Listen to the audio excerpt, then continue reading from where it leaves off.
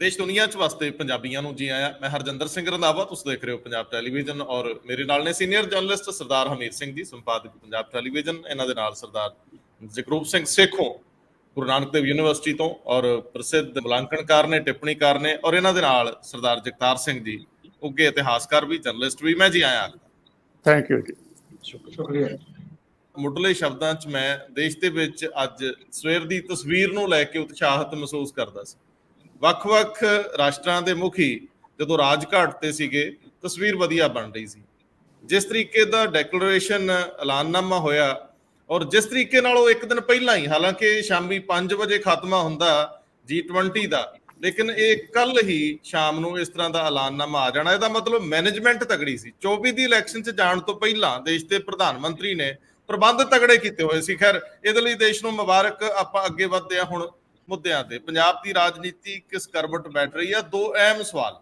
ਇੱਕ ਤਾਂ ਅੱਜ ਇੱਕ ਵੱਡੀ ਅਖਬਾਰ ਤੇ ਇੱਕ ਸੁਹਿਰਦ ਸਹਾਫੀ, ਉਹਨਾਂ ਦੀ ਟਿੱਪਣੀ ਬੰਬੇ ਦੇ ਵਿੱਚ, ਮੁੰਬਈ ਦੇ ਵਿੱਚ ਜਦੋਂ ਮੀਟਿੰਗ ਹੋ ਰਹੀ ਸੀਗੀ ਇੰਡੀਆ ਗੱਠਜੋੜ ਦੀ, ਤਾਂ ਉਸ ਵੇਲੇ ਸੀਟ ਵੰਡ ਨੂੰ ਲੈ ਕੇ ਪੰਜਾਬ ਦੇ ਮੁੱਖ ਮੰਤਰੀ 13 ਸੀਟਾਂ ਕੱਲਿਆਂ ਲੜਨ ਦਾ ਦਾਅਵਾ ਠੋਕ ਦਿੰਦੇ ਆ, ਜਿਹਨੂੰ ਬਾਅਦ ਦੇ ਵਿੱਚ ਕੇਜਰੀਵਾਲ ਸੰਭਾਲਦੇ ਆ। ਇੱਕ ਤਾਂ ਇਹ ਪਹਿਲੂ, ਤੇ ਦੂਜਾ ਪਹਿਲੂ ਸੁਖਬੀਰ ਸਿੰਘ ਬਾਦਲ ਅੱਜ ਕਈ ਪਾਰਲੀਮਾਨੀ ਸੀਟਸ ਦੇ ਉੱਤੇ ਇੰਚਾਰਜ ਡਿਕਲੇਅਰ ਕਰ ਦਿੰਦੇ ਆ।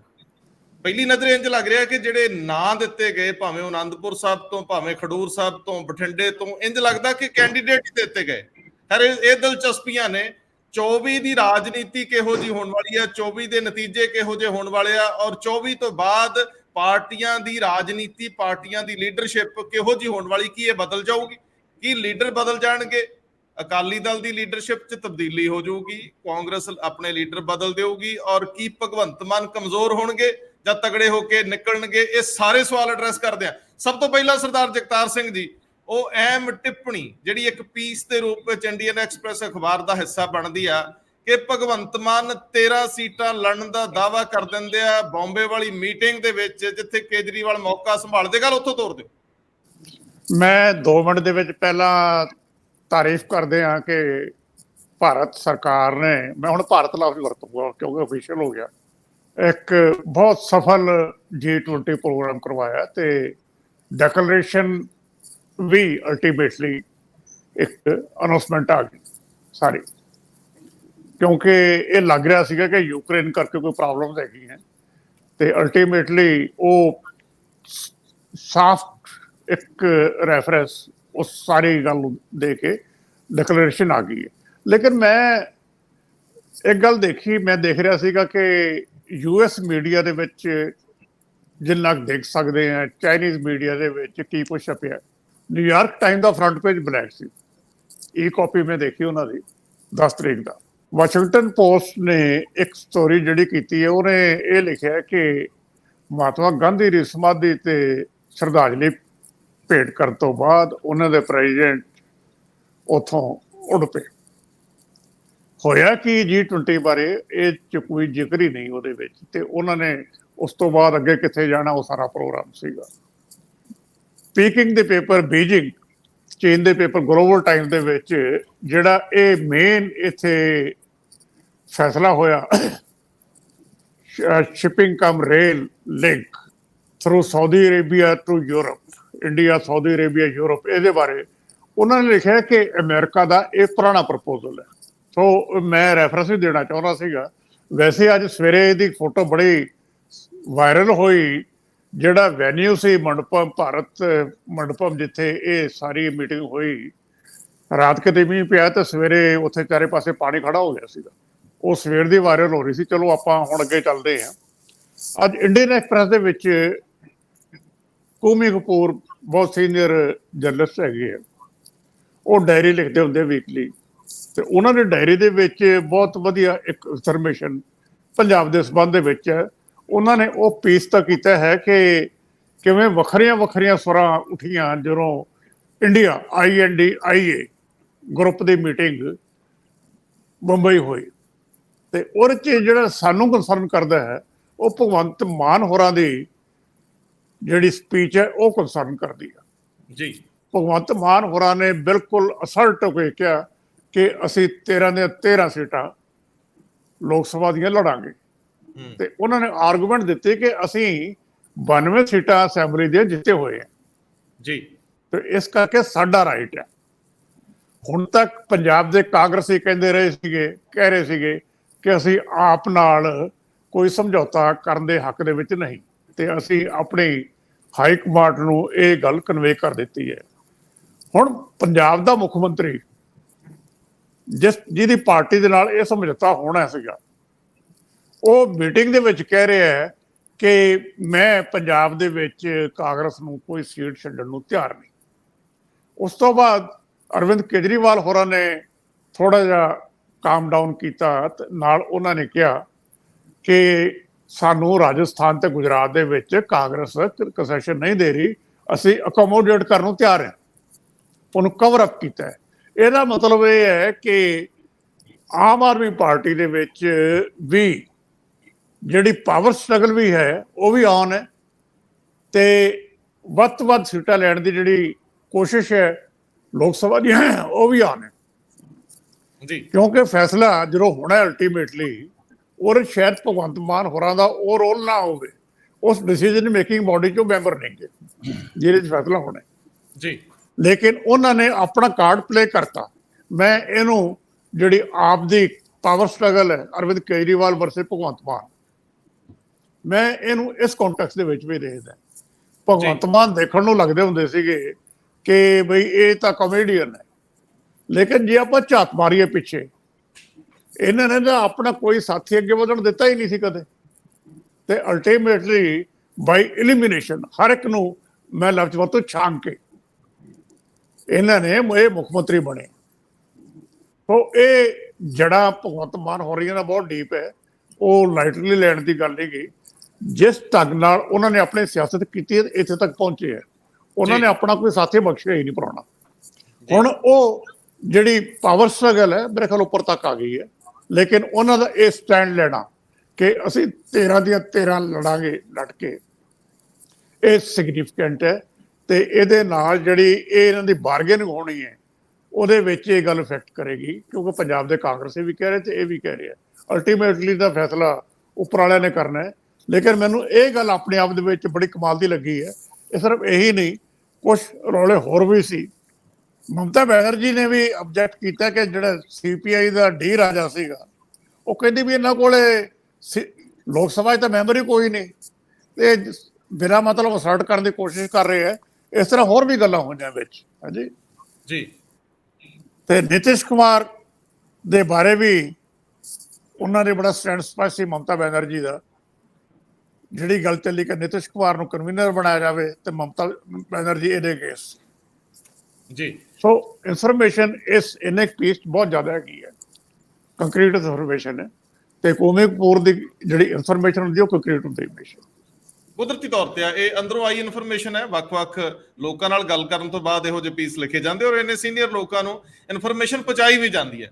ਮੈਂ ਇਹ ਸਰਦਾਰ ਹਰਮੀਤ ਸਿੰਘ ਹੋਰਾਂ ਦੀ ਟਿੱਪਣੀ ਇਹਦੇ ਤੇ ਲਵਾਂਗਾ ਸਾਰੇ ਮਾਮਲੇ ਤੇ। ਉਸ ਤੋਂ ਪਹਿਲਾਂ ਮੈਂ ਪ੍ਰੋਫੈਸਰ ਜਗਰੂਪ ਸੇਖੋਂ ਜੀ ਨੂੰ ਸ਼ਾਮਲ ਕਰ ਲਵਾਂ। ਪ੍ਰੋਫੈਸਰ ਸਾਹਿਬ, ਵੈਸੇ ਤਾਂ ਇਹਦੇ 'ਚ ਕੋਈ ਦੋ ਰਾਵਾਂ ਨਹੀਂ ਕਿ ਭਗਵੰਤ ਮਾਨ ਨੇ ਚੰਗੀ ਤਰ੍ਹਾਂ ਜਾਣਦੇ ਆ ਕਿ ਪੰਜਾਬ ਦੇ ਵਿੱਚ ਬਾਹਰੀਆਂ ਨੂੰ ਕੋਈ ਬਹੁਤੀ ਜ਼ਿਆਦਾ ਪੰਜਾਬੀ ਪਸੰਦ ਨਹੀਂ ਕਰਦੇ, ਔਰ ਉਹ ਹੌਲੀ ਹੌਲੀ ਅਸਰਟ ਕਰਨ ਲੱਗ ਪਏ। ਭਗਵੰਤ ਮਾਨ ਨੇ ਆਪਣਾ ਆਪ ਦਿਖਾਉਣਾ ਸ਼ੁਰੂ ਕੀਤਾ, ਜਿਵੇਂ ਦੇਸ਼ ਪੱਧਰ ਤੇ ਉਹਨਾਂ ਨੇ ਇਹ ਗੱਲ ਦਾਅਵਾ ਵੀ ਕੀਤਾ ਸੀ ਕਿ ਹੁਣ ਪੰਜਾਬ ਦੀ ਨੁਮਾਇੰਦਗੀ ਦੇਸ਼ ਦੇ ਵਿੱਚ ਹੋਣ ਲੱਗ ਪਈ, ਪੰਜਾਬ ਫੈਸਲਾ ਕੁੰਨ ਹੈ, ਜਦੋਂ ਉਹ ਆਪਣੇ ਆਪ ਨੂੰ ਸਾਹਮਣੇ ਰੱਖ ਕੇ ਗੱਲ ਕਰਦੇ ਆ। ਪਿਛਲੇ ਦਿਨਾਂ ਦੇ ਵਿੱਚ ਇੱਕ ਹੋਰ ਮੌਕਾ ਸੀ, ਇੱਕ ਸੀਨ ਬਣਿਆ, ਬੜਾ ਅਹਿਮ ਸੀਨ ਸੀਗਾ, ਜਦੋਂ ਕਾਂਗਰਸੀ ਬਾਰ-ਬਾਰ ਕਹਿ ਰਹੇ ਸੀ ਵੀ ਅਸੀਂ ਇਹਨਾਂ ਨਾਲ ਨਹੀਂ ਜਾਣਾ, ਤਾਂ ਉਸ ਮੌਕੇ ਹਰਪਾਲ ਸਿੰਘ ਚੀਮਾ ਨੇ ਇੱਕ ਬਿਆਨ ਦਿੱਤਾ ਕਿ ਅਸੀਂ ਲੜ ਕੇ ਲੜਾਂਗੇ।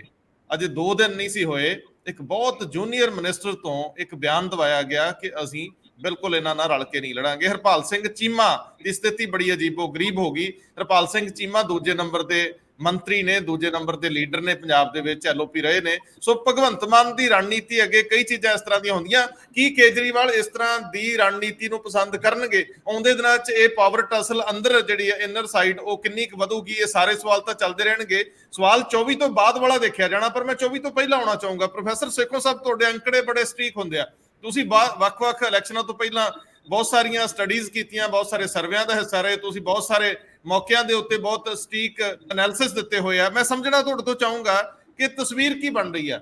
24 ਚ ਜਾਣ ਲੱਗਿਆ ਪੰਜਾਬ ਦੇ ਵਿੱਚ ਵੋਟ ਜਿਹੜੀ ਵੰਡ ਹੋਣੀ ਹੈ, ਵੋਟ ਪੈਣੀ ਆ, ਇਕੱਠੀ ਹੋਣੀ ਆ, ਵੰਡੀ ਜਾਣੀ ਆ। ਆਪਾਂ ਅਕਾਲੀ ਦਲ ਤੇ ਵੀ ਚੱਲਾਂਗੇ। ਅਕਾਲੀ ਦਲ ਨੇ ਜਿਸ ਤਰ੍ਹਾਂ ਕੈਂਡੀਡੇਟ ਐਲਾਨ ਕੀਤੇ ਇੱਕ ਤਰ੍ਹਾਂ ਦਾ ਹਲਕਾ ਇੰਚਾਰਜਾਂ ਦੇ ਰੂਪ ਚ, ਪਰ ਮੋਟੇ ਤੌਰ ਤੇ ਤਸਵੀਰ ਦੱਸਿਓ ਜੋ ਸਰਦਾਰ ਜਗਤਾਰ ਸਿੰਘ ਉਹਨਾਂ ਨੇ ਬਣਾਈ, ਇਸ ਤੋਂ ਅੱਗੇ ਕੰਟੀਨਿਊ ਕਰ ਦਿਓ।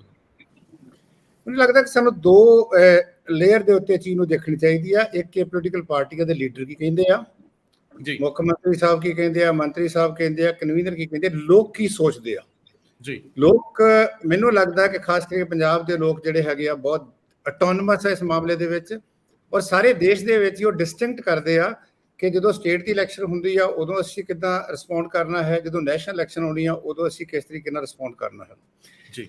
92 ਸੀਟਾਂ ਸਾਨੂੰ ਸਾਰਿਆਂ ਨੂੰ ਪਤਾ ਹੈ ਕਿ 92 ਸੀਟਾਂ ਜਿਹੜੀਆਂ ਉਹਦੇ ਕੀ ਕਾਰਨ ਸੀਗੇ, ਉਹ ਸਿਰਫ ਇੱਕ ਪਰਸਨ ਕਰਕੇ ਨਹੀਂ ਸੀ ਮਿਲੇ, ਉਹ ਬਹੁਤ ਸਾਰੇ ਰੀਜ਼ਨਸ ਹੈਗੇ ਆ ਕਿ ਜਿਹਦੇ ਕਰਕੇ ਇਹਨਾਂ ਨੂੰ 92 ਸੀਟਸ ਮਿਲ ਗਈਆਂ।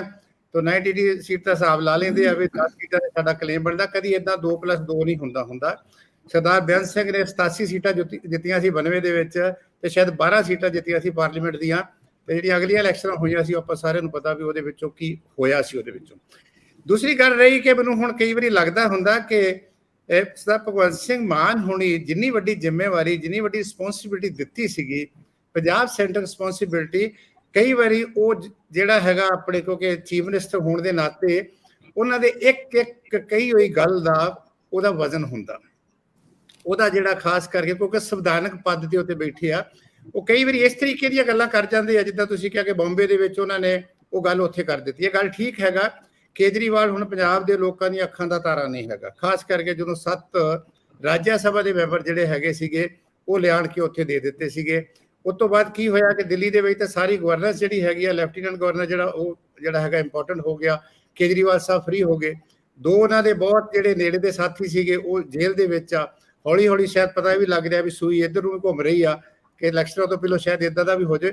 ਤਾਂ ਭਗਵੰਤ ਮਾਨ ਹੁਣ ਲੱਗਾ ਹੋਣਾ ਪਤਾ ਨੈਚੁਰਲੀ ਕਿ ਉਹ ਇੰਪੋਰਟੈਂਟ ਹੈਗੇ। ਉਹ ਇੰਪੋਰਟੈਂਟ ਵੀ ਆ ਕਿ ਇੱਕ ਫੁੱਲ ਫਲੈਸ਼ ਸਟੇਟ ਦੇ ਉਹ ਚੀਫ ਮਿਨਿਸਟਰ ਹੈਗੇ ਆ, ਔਰ ਉਹਨਾਂ ਦੇ ਸਿਰ ਦੇ ਉੱਤੇ ਹੀ ਇਸ ਵੇਲੇ ਆਮ ਆਦਮੀ ਪਾਰਟੀ ਦੀ ਰਾਜਨੀਤੀ ਚੱਲਦੀ ਆ। ਚਾਹੇ ਉਹ ਜਹਾਜ਼ ਖਾਣ ਵਾਲਾ ਕੰਮ ਹੋਵੇ, ਚਾਹੇ ਆਪਾਂ ਨੂੰ ਪਤਾ ਕਿ ਜਿਸ ਤਰੀਕੇ ਨਾਲ ਪੰਜਾਬੀ ਲਿਬਰਲ ਹੋ ਕੇ ਇਹਨਾਂ ਨੂੰ ਗੁਜਰਾਤ ਦੇ ਵਿੱਚ ਜਾਂ ਐਡਵਰਟਾਈਜ਼ਮੈਂਟ ਵਾਲਾ ਪਾਸਾ ਹੋਵੇ, ਉਹ ਸਾਰਾ ਕੁਝ ਹੈਗਾ। ਤਾਂ ਤਾਕਤ ਦੇ ਵਿੱਚ ਰਹਿਣ ਕਰਕੇ ਕਈ ਬੰਦਿਆਂ ਨੂੰ, ਚਾਹੇ ਉਹਨਾਂ ਨੂੰ ਖੁਸ਼ਕਫਹਿਮੀ ਹੁੰਦੀ ਆ, ਚਾਹੇ ਕਈ ਗਲਤਫਹਿਮੀ ਹੁੰਦੀ ਆ, ਉਹ ਹੋ ਜਾਂਦੀ ਆ। ਕਿਉਂਕਿ ਜਿਹੜੀ ਅੱਜ ਕੱਲ੍ਹ ਦੀ ਜਿਹੜੀ ਹੈਗੀ ਦੂਸਰੀ ਜਿਹੜੀ ਹੈਗੀ ਆ ਸਿਆਸਤ ਹੈਗੀ ਆ, ਉਹ ਸਿਆਸਤ 2020 ਵਾਲਾ ਮੈਚ ਬਣਨ ਦੇ ਨਾਲ ਉਹ ਸਿਆਸਤ ਜਿਹੜੀ ਹੈਗੀ ਰੂਟਲੈਸਨੈਸ ਬਹੁਤ ਜ਼ਿਆਦੀ ਆ। ਤੁਸੀਂ ਪਾਵਰ ਦੇ ਵਿੱਚ ਆ ਜਾਂਦੇ ਹੋ, ਤੁਸੀਂ ਬਹੁਤ ਸਾਰਾ ਕੁਝ ਜਿਹੜਾ ਹੈਗਾ ਤੁਹਾਨੂੰ ਲੱਗਦਾ ਵੀ ਸਾਰਾ ਕੁਝ ਸਾਡੇ ਆ, ਔਰ ਤੁਸੀਂ ਆਪਣੀਆਂ ਜੜ੍ਹਾਂ ਤੋਂ ਟੁੱਟਣਾ ਸ਼ੁਰੂ ਹੋ ਜਾਂਦੇ ਜੋ। ਜੜ੍ਹਾਂ ਕੀ ਹੁੰਦੀਆਂ, ਕੰਨ ਕੀ ਹੁੰਦੇ, ਤੁਹਾਡੇ ਲੋਕ ਹੁੰਦੇ ਆ, ਤੁਹਾਡੇ ਐਮਐਲਏ ਹੁੰਦੇ। ਕਿ ਉਹ ਐਮਐਲਏ ਨਾਲ ਸਲਾਹ ਕਰਦੇ ਆ, ਕਿ ਉਹ ਮੰਤਰੀਆਂ ਨਾਲ ਸਲਾਹ ਕਰਦੇ ਆ, ਕੀ ਜਿਹੜੇ ਹੋਰ ਉਹਨਾਂ ਦੇ ਆਪਣੇ ਦੂਸਰੇ ਲੋਕ ਸੀ ਉਹਨਾਂ ਦੇ ਨਾਲ ਸਲਾਹ ਕਰਦੇ ਆ। ਜੇ ਉਹ ਸਲਾਹ ਕਰਦੇ ਤੇ ਇਹ ਉਹਨਾਂ ਦੀ ਸਟਰੈਂਥ ਬਣਦੀ ਆ, ਜੇ ਉਹ ਸਲਾਹ ਕਰਦੇ ਆ ਤੇ ਇਹਦੇ ਨਾਲ ਉਹਨਾਂ ਦੀ ਵਿਜ਼ਨ ਤਕੜੀ ਬਣਦੀ ਆ। ਮੈਨੂੰ ਨਹੀਂ ਲੱਗਦਾ ਕਿ ਜਿਹੜਾ ਖਾਸ ਕਰਕੇ ਜਿਸ ਤਰੀਕੇ ਨਾਲ ਸਟੇਟਮੈਂਟ ਦਿੱਤੀ ਉੱਥੇ ਦਿੱਤੀ ਸੀ ਜਾਂ ਹੁਣ ਦਿੱਤੀ ਆ, ਬਹੁਤ ਵੱਡੇ ਚੈਲੰਜਸ ਆ। ਐਗਜ਼ਾਮਪਲ ਸਾਡੇ ਕੋਲ ਆ, ਸੰਗਰੂਰ ਦੀ ਇਲੈਕਸ਼ਨ ਹੋਈ ਸੀਗੀ, ਥੋੜੇ ਦਿਨਾਂ ਬਾਅਦ ਹੋਈ ਸੀ, 9 ਦੇ 9 ਐਮਐਲਏ ਸੀਗੇ। ਉਹਦੇ ਵਿੱਚ ਕੀ ਹੋਇਆ ਸੀ, ਜਲੰਧਰ ਦੀ ਇਲੈਕਸ਼ਨ ਆਪਾਂ ਸਾਰਿਆਂ ਨੇ ਵੇਖੀ ਆ, ਤੁਸੀਂ ਵੀ ਉੱਥੇ ਗਏ ਹੋ, ਮੈਂ ਵੀ ਜਾਂਦਾ ਰਿਹਾ। ਬਿਲਕੁਲ ਇਹਨਾਂ ਦੇ ਗੋਡੇ ਲੱਗ ਗਏ, ਔਰ ਇਹਨਾਂ ਕੋਲ ਕੈਂਡੀਡੇਟ ਜਿਹੜਾ ਸੀ ਆਪਣਾ ਕੈਂਡੀਡੇਟ ਵੀ ਨਹੀਂ ਸੀ। ਮੈਨੂੰ ਨਹੀਂ ਲੱਗਦਾ ਕਿ ਚਲੋ ਅਕਾਲੀ ਦਲ ਨੇ ਜਦੋਂ ਤੁਸੀਂ ਕਿਹਾ ਵੀ ਕੈਂਡੀਡੇਟ ਕਰਤੇ ਨਾ, ਉਸ ਕਾਂਗਰਸ ਕੋ ਵੀ ਹੋਣਗੇ, ਇਹ ਕੈਂਡੀਡੇਟ ਕਿੱਥੋਂ ਲਿਆਉਣਗੇ। ਸੋ ਮੇਰਾ ਕਹਿਣ ਤੋਂ ਭਾਵ ਹੈਗਾ ਕਿ ਅਜੇ ਇਹ ਸਾਰਾ ਕੰਮ ਇਸ ਤਰੀਕੇ ਦਾ ਚੱਲਣਾ ਹੈ, ਨਰਵਸ ਦੀ ਗੇਮ ਹੈਗੀ ਆ। ਠੀਕ ਹੈ, ਦੂਸਰੀਆਂ ਪੋਲੀਟੀਕਲ ਪਾਰਟੀਆਂ, ਇਹਨਾਂ ਦਾ ਸਭ ਤੋਂ ਵੱਡਾ ਐਡਵਾਂਟੇਜ ਇਹ ਹੈਗਾ, ਚਾਹੇ ਉਹਨੂੰ ਆਪਾਂ ਬਾਈ ਡਿਫਾਲਟ ਕਹਿ ਲਈਏ ਜਾਂ ਲੈਸਰ ਜਿਹੜੀ ਹੈਗੀ ਕੋਈ ਪ੍ਰੋਬਲਮ ਦੇ ਜਿਹੜੀ ਈਵਲ ਦੇ ਤੌਰ ਦੇ ਉੱਤੇ, ਇਹ ਲੋਕਾਂ ਦੀ ਚੋਇਸ ਬਣੀ ਆ, ਇਹ ਨੈਚੁਰਲ ਚੋਇਸ ਨਹੀਂ ਹੈਗੀ। ਇਹ ਇਸ ਕਰਕੇ ਆ ਕਿ ਜਿਹੜੀਆਂ 2 ਦੂਸਰੀਆਂ ਰਵਾਇਤੀ ਪਾਰਟੀਆਂ ਵਾ, ਉਹਨਾਂ ਲੋਕਾਂ ਨੂੰ ਲੱਗਦਾ ਕਿ ਉਹਨਾਂ ਨੇ ਪੰਜਾਬ ਦਾ ਜਿਹੜਾ ਸੰਤਾਪ ਹੈ ਇਸ ਵੇਲੇ ਪੰਜਾਬ ਦੇ ਲੋਕ ਜਾਂ ਪੰਜਾਬ ਦੀਆਂ ਸਮੱਸਿਆ, ਉਹਦਾ ਮੋਟੇ ਤੌਰ ਤੇ ਇਹ 2 ਵੱਡੀਆਂ ਪਾਰਟੀਆਂ ਜ਼ਿੰਮੇਵਾਰ ਆ। ਇਸੇ ਕਰਕੇ ਉਹਨੇ ਐਕਸਪੈਰੀਮੈਂਟ ਕੀਤਾ। ਪੰਜਾਬ ਦੇ ਲੋਕ ਐਕਸਪੈਰੀਮੈਂਟ ਕਰਦੇ ਰਹਿੰਦੇ ਆ। 22 ਭਗਵੰਤ ਮਾਨ ਦਾ ਹੋਇਆ ਸੀ, ਕੱਲ ਨੂੰ ਹੋ ਸਕਦਾ ਹੋਰ ਕਿਸੇ ਦਾ ਹੋ ਜਾਵੇ। ਸੋ ਮੇਰਾ ਕਹਿਣ ਤੋਂ ਭਾਵ ਹੈ ਕਿ ਇਦਾਂ ਟੇਕਨ ਫਾਰ ਗ੍ਰਾਂਟਡ ਲੈ ਲੈਣਾ ਕਿ ਮੇਰੇ ਕੋਲ 90 ਸੀਟਾਂ ਹੈਗੀਆਂ, ਸਾਰੀਆਂ ਮੈਨੂੰ ਮਿਲਣਗੀਆਂ, ਜਾਂ ਲੋਕੀ ਹਮੇਸ਼ਾ ਮੇਰੇ ਨਾਲ ਹੁੰਦੇ ਆ, ਮੇਰੇ ਖਿਆਲ ਇਹ ਤੋਂ ਥੋੜਾ ਹੋਰ ਅੱਗੇ ਜਾ ਕੇ ਸੋਚਣ ਦੀ ਲੋੜ ਆ। ਤਾਂ ਹੀ ਅਸੀਂ ਜਿਹੜਾ ਕੋਈ ਇਸ ਕਿਸਮ ਦਾ ਪ੍ਰੈਗਮੈਟਿਕ ਪੋਲਿਟਿਕਸ ਜਿਹੜੀ ਹੈਗੀ ਆ, ਜਾਂ ਪੰਜਾਬ ਕੇਂਦਰਿਤ ਪੋਲਿਟਿਕਸ ਜਿਹੜੀ ਹੈਗੀ ਆ, ਜਾਂ ਪੰਜਾਬ ਹਿਤੈਸ਼ੀ ਜਿਹੜੀ ਰਾਜਨੀਤੀ ਆ, ਜਾਂ ਜਿਸ ਕੰਮ ਲਈ ਲੋਕਾਂ ਨੇ ਇਹਨਾਂ ਨੂੰ ਫਤਵਾ ਦਿੱਤਾ ਸੀਗਾ, ਮੈਨੂੰ ਨਹੀਂ ਲੱਗਦਾ ਕਿ ਉਹ ਫਤਵੇ ਦਾ ਜਿਹੜਾ ਉਹ ਮੈਂਡੇਟ ਸੀਗਾ, ਉਹ ਲੋਕਾਂ ਦਾ ਮੈਂਡੇਟ ਇਹ ਪੜ੍ਹ ਰਹੇ ਆ, ਉਹਨੂੰ ਧਿਆਨ 'ਚ ਰੱਖ ਰਹੇ ਆ, ਜਾਂ ਉਹਨਾਂ ਦੇ ਮਸਲਿਆਂ ਦੇ ਉੱਤੇ ਕੋਈ ਸੀਰੀਅਸਲੀ ਜਿਹੜਾ ਹੈਗਾ ਢਾਂਚਾਗਤ। ਇਹ ਠੀਕ ਆ ਕਿ ਦੂਸਰਿਆਂ ਨੂੰ ਚੰਗੇ ਹੋ ਸਕਦੇ ਆ, ਕਰਪਸ਼ਨ ਦੇ ਵਿੱਚ ਫੜ ਰਹੇ ਆ। ਪਰ ਜਿਹੜੀਆਂ ਸਾਡੀਆਂ ਢਾਂਚਾਗਤ ਸਮੱਸਿਆ ਸੀ, ਅਸੀਂ ਲੋਕਾਂ ਨੂੰ ਪੁੱਛਿਆ ਸੀਗਾ ਕਿ ਤੁਸੀਂ ਇਹਨਾਂ ਨੂੰ ਵੋਟ ਪਾਈ ਆ ਤੇ ਕਿਉਂ ਪਾਈ ਆ। ਉਹ ਕਹਿੰਦੇ ਜਿਹੜੀਆਂ ਸਾਡੀਆਂ ਢਾਂਚਾਗਤ ਸਮੱਸਿਆ ਹੈ, ਚਾਹੇ ਕਿਸਾਨੀ ਦਾ ਮਸਲਾ ਹੈਗਾ, ਚਾਹੇ ਰੁਜ਼ਗਾਰ ਦਾ ਮਸਲਾ ਹੈ, ਚਾਹੇ ਵਿਦਿਆ ਦਾ ਮਸਲਾ ਹੈ, ਇਹ ਸਾਰੇ ਮਸਲੇ ਜਾਂ ਖਾਸ ਕਰਕੇ ਗਵਰਨੈਂਸ ਜਿਹੜੀ ਹੈਗੀ ਆ, ਜਾਂ ਪੀਪਲ ਫਰੈਂਡਲੀ ਗਵਰਨੈਂਸ ਹੈਗੀ ਆ, ਜਾਂ ਜਿਹੜੀਆਂ ਗੱਲਾਂ ਨੂੰ ਇਹ ਪਹਿਲਾਂ ਕੰਡੈਮ ਕਰਦੇ ਹੁੰਦੇ ਸੀਗੇ ਉਹਨਾਂ ਨੂੰ ਲਾਂਭੇ ਛੱਡ ਕੇ ਅਸੀਂ ਇੱਕ ਨਾਰਮਲ ਪ੍ਰੋਸੈਸ। ਐਕਚੁਅਲੀ ਪੰਜਾਬ ਦੇ ਵਿੱਚ ਸਟੇਟਸਮੈਨ ਦੀ ਲੋੜ ਹੈ, ਪੰਜਾਬ ਦੇ ਵਿੱਚ ਰੌਲੇ ਰੱਪੇ ਦੀ ਲੋੜ ਨਹੀਂ ਹੈ। ਰੌਲਾ ਰੱਪਾ ਪਹਿਲਾਂ ਹੀ ਬਹੁਤ ਪੈ ਗਿਆ, ਪਬਲਿਸਿਟੀ ਪਹਿਲਾਂ ਹੀ ਬਹੁਤ ਪੈ ਗਈ, ਲੋਕੀ ਪਹਿਲਾਂ ਹੀ ਉਹ ਤੋਂ ਬਹੁਤ ਦੁਖੀ ਹੈ। ਇਸ ਕਰਕੇ ਤੁਸੀਂ ਵੀ ਸਾਇਲੈਂਟਲੀ ਤੁਸੀਂ ਜਿਹੜੀਆਂ ਢਾਂਚਾਗਤ ਇਸ਼ੂ ਸੀਗੇ ਉਹਨਾਂ ਨੂੰ ਲੈ ਕੇ, ਲੋਕਾਂ ਨੂੰ ਨਾਲ ਲੈ ਕੇ ਤੁਸੀਂ ਜਿਹੜਾ ਅੱਗੇ ਵਧੋ। ਪਰ ਇਹ ਕੱਟ ਆਫ ਤਾਂ ਇੰਨੇ ਹੋਏ, ਤੁਸੀਂ ਮੈਂ ਤਾਂ ਪਿੱਛੇ ਦੇਖਿਆ ਸੀਗਾ ਕਿ ਬਿਨਾਂ ਪੰਚਾਇਤਾਂ ਨੂੰ ਕਿੱਦਾਂ ਤੁਸੀਂ ਜਿਹੜਾ ਹੈਗਾ ਇਹਨਾਂ ਨੇ ਉਹਦੇ ਉੱਤੇ ਡਿਸੀਜਨ ਲਿਆ ਔਰ ਅਲਟੀਮੇਟਲੀ ਬੈਕ ਟਰੈਕ ਕਰਨਾ ਪਿਆ। तो कहने तो भाव है कि कह सकते हैं जो मर्जी कह सकते हैं, 13 सीटां भी जित सकते हैं, पर अल्टीमेटली लोग कितना रिस्पॉन्ड करेंगे ये साडे लई ज़्यादा इंपॉर्टेंट क्वेश्चन है जी। सरदार हरमीत सिंह जी, तुसीं इहदी कंटिन्यूटी च अगे आओ, लेकिन दो सवाल पिछले दिनां च जिहड़े वड्डे होए सीगे कि सरकार दी वर्किंग की है, कार्यशैली की है, इहदे उत्ते किंतु परंतु बहुत होए। कल दे दिन दे विच डेवलपमेंट होई कि हुण जदों 2 अफसर सस्पेंड कीते आ ते उन्हां नूं केंद्र कोल उन्हां दे कारण की भेजणे आ, की ओहदी किस आधार ते होए, ਤਾਂ ਇਹ ਮੋਟੇ ਤੌਰ ਤੇ ਸਵਾਲ ਉੱਠਿਆ ਵੀ ਇਹਦੀ ਇੱਕ ਜਾਂਚ ਕਰਾ ਲਓ।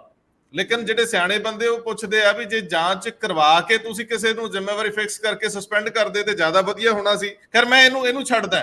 ਸਰਦਾਰ ਹਰਮੀਤ ਸਿੰਘ ਜੀ, ਇਹਦੀ ਇਹ ਗੱਲਬਾਤ ਦੀ ਕੰਟੀਨਿਊਟੀ ਦੇ ਵਿੱਚ ਮੇਰੇ ਖਿਆਲ ਤੁਹਾਡੇ ਕੋਲ ਕਾਫੀ ਕੁਝ ਕਹਿਣ ਲਈ।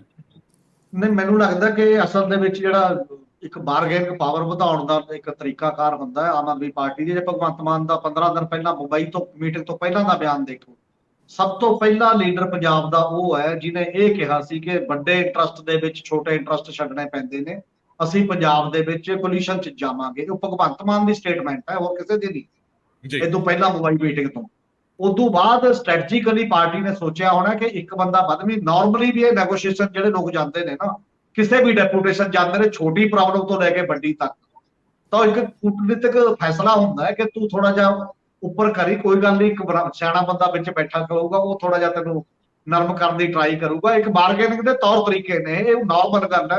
ਮੈਨੂੰ ਨਹੀਂ ਲੱਗਦਾ ਕਿ ਬਹੁਤ ਬੜੀ ਗੱਲ ਭਗਵੰਤ ਮਾਨ ਨੇ ਆਪਦੇ ਆਪ ਕਰਤੀ ਮੈਂ ਤੇਰਾ ਲੜੂਗਾ। ਉਹ ਬਕਾਇਦਾ ਇੱਕ ਸਟ੍ਰੈਟਜੀ ਦਾ ਹਿੱਸਾ ਹੈ ਓਵਰਆਲ। ਔਰ ਕੇਜਰੀਵਾਲ ਇਸ ਗੱਲ ਦੇ ਵਿੱਚ ਜ਼ਿਆਦਾ ਸਰੀਰ ਇਹੋ ਜਿਹੀ ਬਾਰਗੇਨਿੰਗ ਦੇ ਵਿੱਚ ਦੂਜੇ ਕਿਸੇ ਵੀ ਲੀਡਰ ਨਾਲੋਂ, ਕਿਸੇ ਵੀ ਮਾਮਲੇ ਨਾਲੋਂ।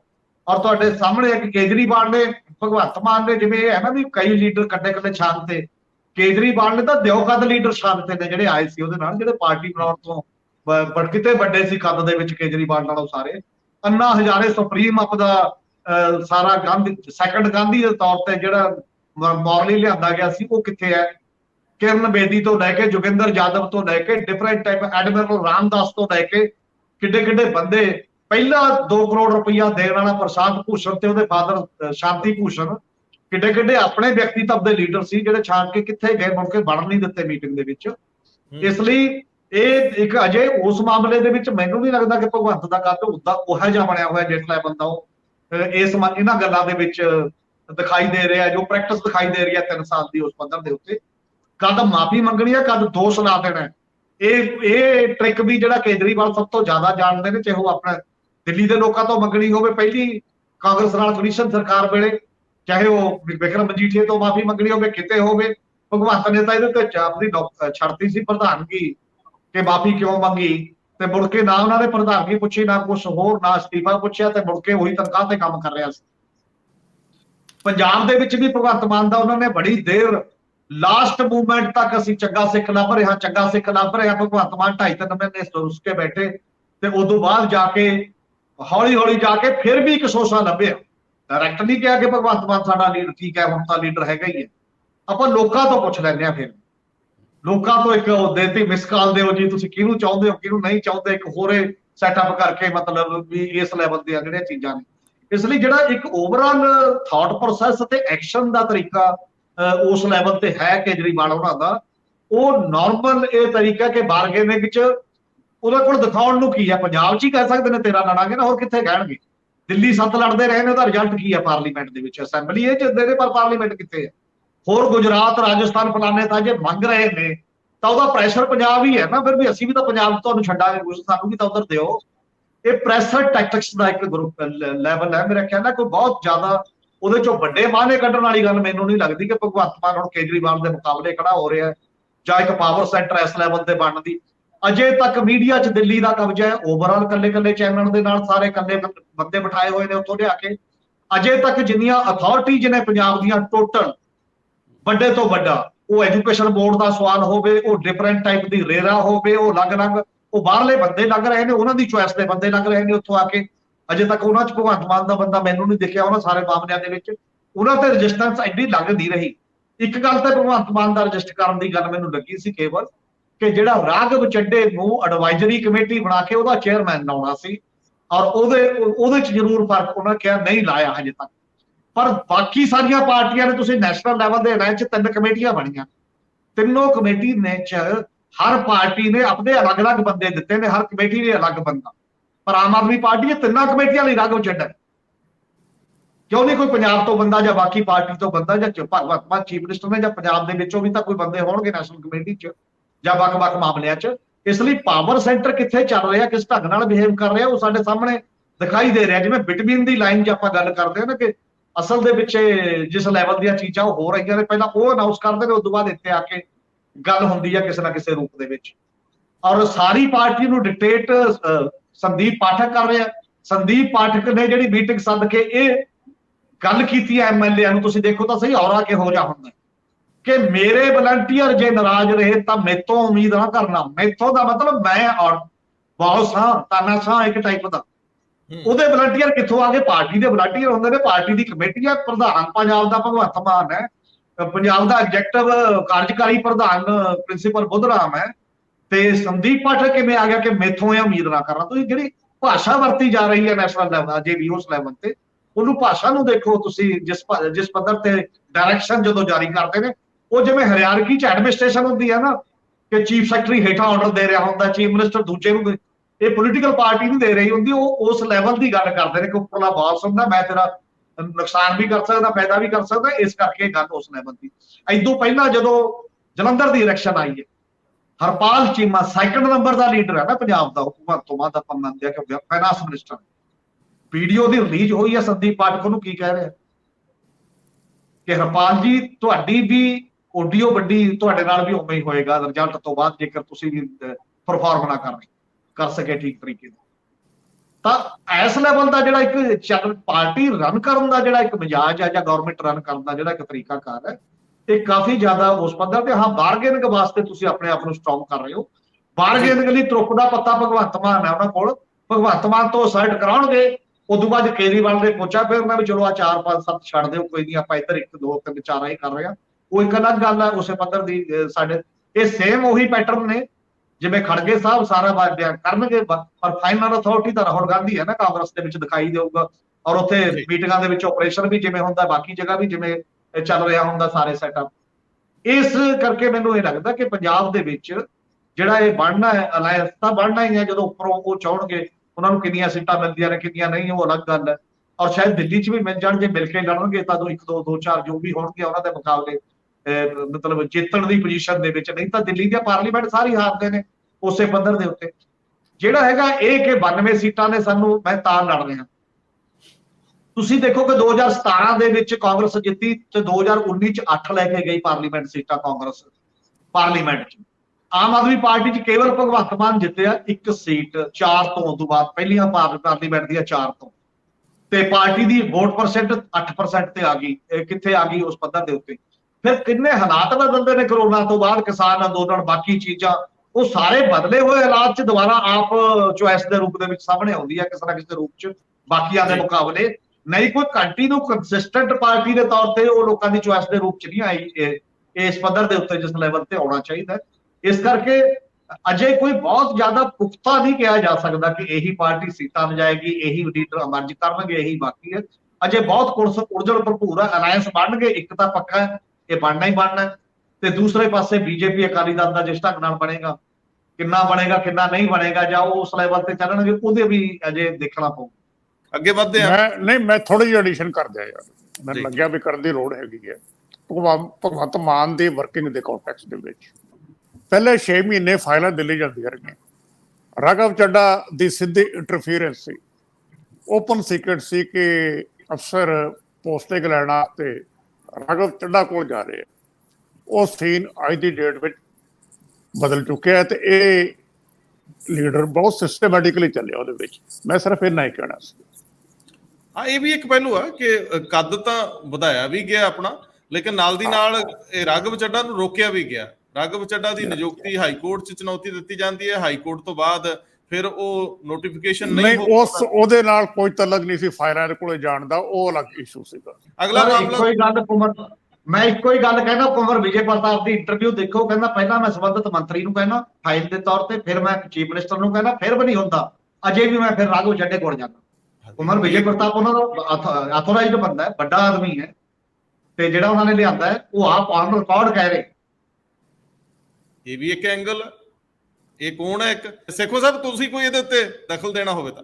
ਨਹੀਂ, ਮੈਨੂੰ ਲੱਗਦਾ ਕਿ ਇਹ ਆਪਣੇ ਪੈਰਾਂ ਤੇ ਆਪ ਕੁਹਾੜੀ ਮਾਰ ਰਹੇ ਆ। ਇਹ ਜਿਹੜਾ ਦਿੱਲੀ ਦਰਬਾਰ ਲੋਕਾਂ ਦੇ ਦਿਮਾਗ 'ਚ ਲਿਆ ਰਿਹਾ ਵੀ ਸਾਰਾ ਕੁਝ ਦਿੱਲੀ ਦਰਬਾਰ ਹੀ ਡਿਕਟੇਟ ਕਰ ਰਿਹਾ ਹੈ, ਇਹ ਜਿੱਦਾਂ ਤੁਸੀਂ ਕਿਉਂਕਿ ਜ਼ਿਆਦਾ ਜਾਣਦੇ ਜੋ ਕਿ ਰਿਐਲਿਟੀ ਦੇ ਵਿੱਚ ਵੀ ਹੈਗਾ, ਜਦੋਂ ਇਹ ਪਰਸੈਪਸ਼ਨ ਬਣਦੀ ਆ, ਉਹ ਪਰਸੈਪਸ਼ਨ ਜਿਹੜੀ ਆ ਉਹ ਵੱਡਿਆਂ ਨੂੰ ਜਿਹੜਾ ਉਹ ਢਾਹ ਲਾ ਦਿੰਦੀ ਆ। ਗੱਲ ਇਹ ਹੈ ਕਿ ਤੁਸੀਂ ਓਵਰ ਕੌਨਫੀਡੈਂਟ ਕਿਉਂ ਹੁੰਦੇ ਜੋ? ਤੁਸੀਂ ਕੌਨਫੀਡੈਂਟ ਤਾਂ ਹੋ ਜਾਵੇ। ਤੁਸੀਂ ਜਿਹੜੇ ਤੁਹਾਡੇ ਇੰਨੇ ਚੁਣੇ ਹੋਏ ਨੁਮਾਇੰਦੇ ਕੀ ਉਹ ਮੈਂ ਤਾਂ ਪਤਾ ਇੱਥੇ ਦੇਖਣੇ ਉਹ ਲੋਕਾਂ ਨਾਲ ਮਿਲਦੇ ਨਹੀਂ ਹੈ। MLA ਬਣੇ ਆ ਤੁਸੀਂ, ਪਾਰਟੀ ਸਟਰਕਚਰ ਨਹੀਂ ਹੈ। ਦੂਸਰੇ ਆ ਰਹੇ ਆ ਮੇਰੇ ਅੱਗੇ ਲਾਲ ਪੱਗਾਂ ਵਾਲੇ, ਨੀਲੀਆਂ ਪੱਗਾਂ ਵਾਲੇ, ਚਿੱਟੀਆਂ ਪੱਗਾਂ ਵਾਲੇ, ਉਹ ਹੌਲੀ ਇਸ ਪਾਸੇ ਲਾ ਰਹੇ ਆ। ਉਹ ਨੈਚੁਰਲੀ ਤਾਕਤ ਦੇ ਨਾਲ ਲੋਕੀ ਜੁੜਦੇ ਹੁੰਦੇ ਆ। ਮੈਨੂੰ ਲੱਗਦਾ ਹੈ ਕਿ ਅਬਰਪਟਲੀ ਇਹਨਾਂ ਨੂੰ ਇੰਨਾ ਵੱਡਾ ਮੈਂਡੇਟ ਮਿਲ ਗਿਆ। ਕਹੀ ਜਾਂਦੇ ਸਭ ਕੁਝ ਪਤਾ, ਜਿਹੜਾ ਵੀ ਚੀਫ ਮਿਨਿਸਟਰ ਜਾਂ ਜਿਹੜਾ ਵੀ ਕੋਈ ਵਿਅਕਤੀ, ਚਾਹੇ ਕੋਈ ਵੀ ਮੇਰੇ ਵਰਗਾ ਮਾਸਟਰ ਵੀ ਹੋਵੇ ਜਾਂ ਹੋਰ, ਜਿਹੜਾ ਕਹਿੰਦਾ ਮੈਨੂੰ ਸਭ ਕੁਝ ਪਤਾ, ਮੈਨੂੰ ਕਿਸੇ ਚੀਜ਼ ਦੀ ਜਿਹੜੀ ਕਿਸੇ ਤੋਂ ਇਨਫੋਰਮੇਸ਼ਨ ਲੈਣ ਦੀ ਲੋੜ ਨਹੀਂ ਹੈ, ਮੈਂ ਕਹਿੰਦਾ ਉਹੀ ਢਾਂਚਾਗਤ ਜਿਹੜਾ ਹੈਗਾ ਨਾ ਤੁਹਾਡੀ ਜਿਹੜੀ ਸਮੱਸਿਆ ਬਣ ਜਾਂਦੀ ਹੈ। ਔਰ ਪੰਜਾਬ ਦੇ ਵਿੱਚ ਇਸੇ ਤਰੀਕੇ ਨਾਲ ਹੋ ਰਿਹਾ। MLA ਸਾਹਿਬ ਜਿਹੜੇ ਹੈਗੇ, ਮੈਂ ਇੱਕ ਪੁਰਾਣੀ ਗੱਲ ਹੈ, MLA ਸਾਹਿਬ ਨੂੰ ਪੁੱਛਿਆ, ਉਹ ਕਿਤੇ ਜਾਣ ਪਛਾਣ ਵਾਲਾ ਸੀਗਾ, ਮੈਂ ਕਿਹਾ ਕੀ ਕਰਨਾ? ਕਹਿੰਦਾ ਕਰਨਾ ਕੀ ਜੀ, ਵੀਡੀਓ ਬਣਾਉਣ ਦੇ ਆ। ਵੀਡੀਓ ਜਿਹੜੀ ਹੈਗੀ ਆ ਉਹ ਮੁੜ ਕੇ ਅਸੀਂ ਅਪਲੋਡ ਕਰਦੇ ਆ, ਸ਼ਾਇਦ 11 ਵਜੇ ਕਰਦੇ ਸੀ ਉਦੋਂ, ਤੇ ਇੱਕ ਸ਼ਾਮ ਨੂੰ ਕਰਦੇ ਵੀ ਅੱਜ ਕੀਤਾ ਕੀ। MLA ਦਾ ਕੰਮ ਇਹ ਨਹੀਂ ਹੈ। MLA ਲਿੰਕ ਹੈ ਲੋਕਾਂ ਦੇ ਵਿੱਚ ਜਿਹੜਾ ਹੈਗਾ ਤੇ ਸਰਕਾਰ ਦੇ ਵਿੱਚ। ਉਹਨੇ ਇਨਲਾਈਟਨ ਕਰਨਾ ਵਾ, ਲੋਕਾਂ ਦੇ ਨਾਲ ਬੈਠਣਾ ਵਾ, ਮਸਲੇ ਲੈਣੇ ਆ। ਜੋ ਵੀਡੀਓ ਪਾ ਕੇ ਜਿੱਦਾਂ ਕਹਿੰਦੇ ਆ ਵੀ ਉੱਥੇ ਬੈਠੇ ਆ ਦਿੱਲੀ ਦਰਬਾਰ ਵਾਲੇ, ਉਹਨਾਂ ਨੂੰ ਭੇਜਦੇ ਆ। ਪੰਜਾਬ ਦੇ ਲੋਕਾਂ ਦੀ ਇਹ ਸੁਭਾਅ ਆ, ਤੁਸੀਂ ਮੇਰੇ ਤੋਂ ਚੰਗਾ ਜਾਣਦੇ ਹੋ। ਜਦੋਂ ਇਸ ਕਿਸਮ ਦਾ ਉਹਨਾਂ ਨੂੰ ਲੱਗਦਾ ਹੈ, ਕਿਉਂਕਿ ਇਹਨਾਂ ਦੀ ਲੜਾਈ ਹਮੇਸ਼ਾ ਉੱਥੇ ਰਹੀ ਆ, ਔਰ ਇਹ ਤਾਂ ਸਾਰਾ ਹੀ ਹੈ ਦਿੱਲੀ ਸੈਂਟਰ ਦਾ ਜੋ ਕੁਝ ਵੀ ਹੈ, ਚਾਹੇ ਉਹ ਰੀਅਲ ਹੈ ਚਾਹੇ ਦੂਸਰੇ ਤਰੀਕੇ ਦੇ ਨਾਲ ਹੈ। ਮੈਨੂੰ ਲੱਗਦਾ ਕਿ ਇਹਨਾਂ ਲਈ ਬਹੁਤ ਚੈਲੰਜਿੰਗ ਆ, ਬਹੁਤ ਟਫ ਟਾਈਮ ਹੈਡ ਵਾ ਭਗਵੰਤ ਮਾਨ ਹੋਣਾ ਦੇ ਸਾਹਿਬ ਵਾਸਤੇ। 24 ਠੀਕ ਠਾਕ ਰਹਿ ਜਾਂਦੀ ਆ, ਹੋ ਜਾਊਗਾ। ਜੇ 24 ਠੀਕ ਠਾਕ ਨਹੀਂ ਰਹਿੰਦੀ ਤੇ ਇਹਨਾਂ ਦਾ ਕ੍ਰਾਈਸਿਸ ਹੋਰ ਵਧੂਗਾ। ਔਰ ਉਸ ਕ੍ਰਾਈਸਿਸ ਵਾਸਤੇ ਜ਼ਰੂਰੀ ਨਹੀਂ ਕਿ ਭਗਵੰਤ ਮਾਨ ਸਾਹਿਬ, ਕਿਉਂਕਿ ਚੀਫ ਮਿਨਿਸਟਰ ਜਾਂ ਕੋਈ ਵੀ ਜਿਹੜਾ ਹੁੰਦਾ ਵਾ ਉਹ ਪੂਰੇ ਸਮੇਂ ਲਈ ਨਹੀਂ ਬਣਿਆ ਜਾਂਦਾ। ਉਹਦੇ ਨਾਲ ਜਿੰਨਾ ਚਿਰ ਉਹਦੀ ਜਿਹੜੀ ਹੁੰਦੀ ਆ, ਲੋਕ ਹੁੰਦੇ ਆ। ਕੱਲ ਨੂੰ ਦਿੱਲੀ ਦਰਬਾਰ ਨੇ ਸੈਕੰਡ ਇਨ ਕਮਾਂਡ ਰੱਖਿਆ ਵੀ ਆ, ਕਿ ਇਸ ਸਮੇਂ ਤੋਂ ਉਹਨਾਂ ਵਾਅਦਾ ਵੀ ਕੀਤਾ ਸੀਗਾ ਕਿ ਅਸੀਂ ਜਿਹੜਾ ਹੈਗਾ ਪਾਵਰ ਜਿਹੜੀ ਹੈਗੀ ਆ ਉਹਨੂੰ ਸ਼ਿਫਟ ਕਰ ਸਕਦੇ ਹਾਂ। ਇਸ ਕਰਕੇ ਇਹ ਕ੍ਰਾਈਸਿਸ ਤਾਂ ਹੈਗਾ, ਇਹਨਾਂ ਦਾ ਆਪਣਾ ਕ੍ਰਾਈਸਿਸ ਹੈਗਾ। ਉਹਦਾ ਸਾਰਾ ਅਸਰ ਜਿਹੜਾ ਹੈ ਪੰਜਾਬ ਦੇ ਜਿਹੜੇ ਮੁੱਦੇ ਸੋਲਵ ਕਰਨ ਵਾਸਤੇ ਇਹਨਾਂ ਨੂੰ ਮੈਂਡੇਟ ਮਿਲਿਆ ਸੀਗਾ, ਉਹਦੇ ਉੱਤੇ ਵੀ ਟਾਈਮ ਵੀ ਸਾਨੂੰ ਲੱਗਦਾ ਵਾ ਕਿ ਸਾਡੇ ਆ ਹੋ ਰਿਹਾ ਗੱਲਾਂ ਬਾਤਾਂ ਹੋ ਰਹੀਆਂ, ਪਰ ਜਿਹੜਾ ਢਾਂਚਾਗਤ ਜਿਹੜੇ ਮਸਲੇ ਹੈਗੇ, ਜਿੰਨਾ ਚਿਰ ਉਹ ਹੱਲ ਨਾ ਹੋਏ ਉਹਨਾਂ ਚਿਰ ਸਾਡੀਆਂ ਸਮੱਸਿਆ ਹੋਰ ਵਧਦੀਆਂ ਰਹਿਣਗੀਆਂ ਤੇ ਲੋਕਾਂ 'ਚ ਵੀ ਇੰਪੇਸ਼ੈਂਸ ਜਿਹੜੀ ਆ ਉਹ ਵਧੂਗੀ। ਨਹੀਂ, ਇਹ ਤਾਂ ਤੁਹਾਡੀ ਪਿਛਲੇ ਵਾਰੀ ਜਦੋਂ ਅਸੀਂ LOP ਤੋਂ ਖਹਿਰਾ ਨੇ ਉਹਨਾਂ ਨੂੰ ਲਾਇਆ ਗਿਆ ਸੀ, ਔਰ ਇੰਜ ਲੱਗਦਾ ਸੀ ਕਿ ਸਾਰੀ ਦੀ ਸਾਰੀ ਸਟੇਟ ਯੂਨਿਟ ਨਾਲ ਹੈ। ਬਾਅਦ ਦੇ ਵਿੱਚ ਨਾਲ ਕੌਣ ਖੜਦਾ ਹੁੰਦਾ? ਭਗਵੰਤ ਮਾਨ ਵੀ ਲਗਭਗ ਜਿਹੜਾ ਪ੍ਰਧਾਨਗੀ ਤੋਂ ਅਸਤੀਫੇ ਵਰਗੀ ਸਥਿਤੀ ਚਲੇ ਗਏ ਸੀ, ਚੁੱਪ ਹੀ ਵੱਟ ਗਏ ਸੀ। ਪਰ ਅਖੀਰ ਦੇ ਵਿੱਚ ਖਹਿਰਾ ਆਈਸੋਲੇਟ ਹੋ ਗਏ, ਪਾਰਟੀਆਂ ਦੇ ਨਾਲ MLA ਜਾਂਦੇ ਹੁੰਦੇ ਆ। ਸੋ ਹੁਣ ਵੀ ਸਥਿਤੀ ਇਹੋ ਜਿਹੀ ਨਹੀਂ ਹੈ ਕਿ ਜੇ ਲੀਕ ਵੱਜ ਜੇ ਕਿਤੇ ਤਾਂ ਭਗਵੰਤ ਮਾਨ ਵੱਡੀ ਗੱਲ ਨਹੀਂ ਕਿ ਕਿਤੇ ਇਕੱਲੇ ਹੀ ਰਹਿ ਜਾਣ। ਇਹ ਪੰਜਾਬ ਦੇ ਲੋਕਾਂ ਦੀ ਫਿਤਰਤ ਹੈ, ਛਾਲਾਂ ਮਾਰ ਕੇ ਚੜ ਜਾਂਦੇ ਆ। ਮਤਲਬ ਪ੍ਰਸਤੀਆਂ, ਖੁਦਗਰਜ਼ੀਆਂ, ਲਾਲਚ, ਕਈ ਕੁਛ ਗਦਾਰੀਆਂ ਦੇ ਵੀ ਟੈਗ ਲੱਗਦੇ ਰਹੇ ਆ। ਤੇ ਸਰਦਾਰ ਜਗਤਾਰ ਸਿੰਘ ਜੀ, ਇੱਕ ਹੁਣ ਟਿੱਪਣੀ ਕਰ ਦਿਓ, ਫਿਰ ਮੈਂ ਅਕਾਲੀ ਦਲ ਵੱਲ ਤੁਹਾਡੇ ਵੱਲ ਲੈ ਕੇ ਆਉਣਾ। ਨਹੀਂ, ਮੇਰੇ ਖਿਆਲ ਦੇ ਵਿੱਚ ਮੈਂ ਜਿਹੜੀ ਗੱਲ ਮੈਂ ਕੀਤੀ ਹੈ ਨਾ, ਮੈਂ ਕਹਿ ਨਹੀਂ ਕਿ ਵੀ ਕੈਟੇਗੋਰਿਕ ਅਸਰਸ਼ਨ ਵੀ ਹੋ ਗਈ ਹੈ। ਮੈਂ ਤਾਂ ਕਹਿੰਦਾ ਪ੍ਰੋਸੈਸ ਹੈ। ਉਹਨੇ ਹੁਣ ਤੱਕ ਇੱਕ ਆਟੋਨਮੀ ਦਾ ਲੈਵਲ ਆਪਣਾ ਅਚੀਵ ਕਰ ਲਿਆ। ਹੁਣ ਵੀ ਰਾਘਵ ਚੱਡੇ ਕੋਲੇ ਫੈਸਲਾ ਉੱਥੇ ਹੁੰਦਾ ਨਹੀਂ। ਮੈਂ ਇੱਕ ਪ੍ਰੋਸੈਸ ਦੀ ਗੱਲ ਕਰ ਰਿਹਾ। ਹੁਣ ਤੱਕ ਉਹ ਬਹੁਤ ਕੁਛ ਆਪਣੀ ਪਾਵਰ ਰੀਗੇਨ ਕਰ ਚੁੱਕਿਆ। ਮੈਂ ਇਹਦੀ ਗੱਲ ਕਰ ਰਿਹਾ। ਹਾਂ, ਇਹ ਠੀਕ ਹੈ ਵੀ ਉਹ ਹੁਣ ਸਥਿਤੀ ਠੀਕ ਹੈ, ਪਰ ਇਹ ਸਥਿਤੀ ਠੀਕ ਰਹੂਗੀ ਜੇ ਨਤੀਜੇ ਸਾਜ਼ਗਰ ਨਹੀਂ ਹੁੰਦੇ ਤੇ ਉਸ ਤੋਂ ਬਾਅਦ ਕੀ ਹੋਣ ਵਾਲਾ? ਇਹ ਵੀ ਸਵਾਲ ਕਾਫੀ ਅਹਿਮ ਆ। ਉਸ ਤੋਂ ਬਾਅਦ ਤੁਸੀਂ ਕਹੋਗੇ ਕਿ ਹਾਂ ਭਵਿੱਖ ਕਿਹਨੇ ਦੇਖਿਆ, ਲੇਕਿਨ ਸਥਿਤੀ ਅੱਜ ਦੀ ਤੁਹਾਡੇ ਵਾਲੀ ਠੀਕ ਹੈ। ਪਰ ਮੈਂ ਤੁਹਾਡੇ ਤੋਂ ਲੈ ਕੇ ਉਹਨਾਂ ਸਵਾਲ, ਮੇਰੇ ਸਾਹਮਣੇ ਸੁਖਬੀਰ ਸਿੰਘ ਬਾਦਲ ਔਰ ਅਕਾਲੀ ਦਲ ਦੀ ਉਹ ਪੋਸਟ ਹੈ ਜਿਹਦੇ ਵਿੱਚ ਉਹ ਵੱਖ-ਵੱਖ ਸੰਸਦੀ ਹਲਕਿਆਂ ਦੇ ਇੰਚਾਰਜ ਲਾਉਂਦੇ ਨੇ। ਅੰਮ੍ਰਿਤਸਰ ਚੋਂ ਅਨਲ ਜੋਸ਼ੀ ਲਾ ਦਿੰਦੇ ਨੇ, ਗੁਰਦਾਸਪੁਰ ਗੁਲਜ਼ਾਰ ਸਿੰਘ ਰਾਣੀਕੇ, ਖਡੂਰ ਸਾਹਿਬ ਚ ਬਿਕਰਮ ਸਿੰਘ ਮਜੀਠੀਆ, ਜਲੰਧਰ ਚ ਡਾਕਟਰ ਸੁਖਵਿੰਦਰ ਕੁਮਾਰ ਸੁੱਖੀ, ਅਨੰਦਪੁਰ ਸਾਹਿਬ ਤੋਂ ਪ੍ਰੋਫੈਸਰ ਪ੍ਰੇਮ ਸਿੰਘ ਚੰਦੂਮਾਜਰਾ, ਫਿਰੋਜ਼ਪੁਰ ਤੋਂ ਜਨਮੇਜਾ ਸਿੰਘ ਸੇਖੋਂ, ਫਰੀਦਕੋਟ ਸਿਕੰਦਰ ਸਿੰਘ ਮਲੂਕਾ, ਸੰਗਰੂਰ ਤੋਂ ਸੁਖਬਾਰ ਇਕਬਾਲ ਸਿੰਘ ਝੋਂਦਾ, ਇਹ ਉਹੀ ਝੋਂਦਾ ਕਮੇਟੀ ਦੇ ਮੁਖੀ ਜੀ, ਤੇ ਬਠਿੰਡੇ ਤੋਂ ਹਰਸਿਮਰਤ ਕੌਰ ਬਾਦਲ, ਲੁਧਿਆਣਾ NK ਸ਼ਰਮਾ ਸ਼ਹਿਰੀ ਤੋਂ, ਤੇ ਤੀਰਥ ਸਿੰਘ ਮਾਲਾ ਦਿਹਾਤੀ ਤੋਂ ਸਰਦਾਰ ਜਗਤਾਰ ਸਿੰਘ ਜੀ। ਤੁਹਾਡੀ ਪਸੰਦੀਦਾ ਅਕਾਲੀ ਪੋਲਿਟਿਕਸ, ਮੈਨੂੰ ਤਾਂ ਇੰਜ ਲੱਗਦਾ ਕਿ ਬਹੁਤੇ ਚਿਹਰੇ ਸਮੇਤ ਬਿਕਰਮ ਮਜੀਠੀਆ ਇਹਨਾਂ ਨੂੰ ਲੋਕ ਸਭਾ ਚ ਭੇਜਣ ਲਈ ਹੁਣੇ ਤੋਂ ਤਿਆਰ ਹੋਣ ਲਈ ਸੱਦਾ ਦਿੱਤਾ ਗਿਆ, ਕੀ ਕਹਿੰਦੇ? नहीं, ये सारे कैंडिडेट बढ़ा के सुखबीर जी ने चेहरे पेश करते हैं वर्चुअली बिना इन्हों का कैंडिडेट अनाउंस किए हैं। उन्होंने दसता कि ये साढ़े कैंडिडेट्स है और सब तो इंटरस्टिंग जोड़ा ना है वो बिक्रम सिंह मजीठिया का है, खडूर साहब तो। सुखबीर जी के ब्रदर इन ला दूसरे आदेश प्रताप कैरों, उन्होंने ना सुखबीर जी की बनती है तो ना बिक्रम मजीठिया की बनती है। वो उन्होंने हल्का पट्टी माझे के लीडर हुण तक आदेश प्रताप कैरों ही गिणे जाते सी, खास करके जोड़ा ये पट्टी वाला माझा है इस पासे की मैं गल करदा, जिन्हों आप खारा माझा कहने हैं पुराना, ਉਹਦੀ लीडरशिप कैरों फैमिली कोल सीगी।